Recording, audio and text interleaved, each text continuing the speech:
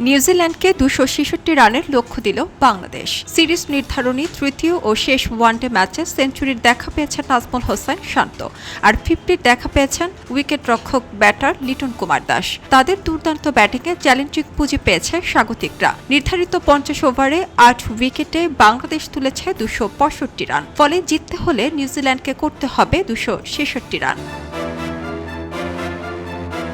চট্টগ্রামে টস জিতে বাংলাদেশকে ব্যাট করার আমন্ত্রণ জানান নিউজিল্যান্ডের অধিনায়ক টম ল্যাথম। ব্যাট করতে নেমে ইনিংসের দ্বিতীয় বলেই সাজঘরের পথ ধরেন ওপেনার সাইফ হাসান। উইলিয়াম ও উর্কের বলে কট বিহাইন্ড হন তিনি।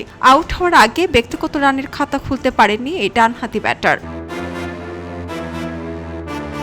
ব্যাট হাতে সুবিধা করতে পারেননি আগের ম্যাচে হাফ সেঞ্চুরিয়ান তানজিদ হাসান তামিম। 5 বলে 1 রান করেন তিনি। 9 রানে 2 উইকেট হারানো দলের হাল ধরার চেষ্টা চালান নাজমুল হোসেন শান্ত ও সৌম্য সরকার, কিন্তু এই জুটিও বেশিক্ষণ স্থায়ী হতে পারেনি। 26 বলে 18 রান করে আউট হন সৌম্য। চতুর্থ উইকেটে দলের হাল ধরেন নাজমুল হোসেন শান্ত ও লিটন কুমার দাস। এরপর মাঠ জুড়ে চলতে থাকে রানের ঝড়।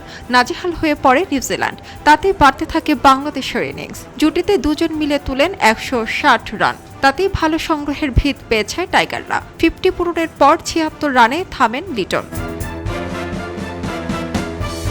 এদিকে 50 পূরণের পর সেঞ্চুরিও তুলে নেন শান্ত। এটি তার ওয়ানডে ক্যারিয়ারের চতুর্থ শতরানের ইনিংস। শান্তর ইনিংস থামে 105 রানে। 119 বলে খেলা তার এই অনবদ্য ইনিংসটি 9টি 4 ও 2টি 6-এর সংগ্রহ। এছাড়া মেহেদী হাসান মিরাজ 22, শরীফুল ইসলাম 1, তানভীর ইসলাম 0 রানে আউট হন। সারা জেরিন, খবরের কাগজ, স্পোর্টস। খবরের কাগজ, নিখাত, নির্ভীক, নিরপেক্ষ।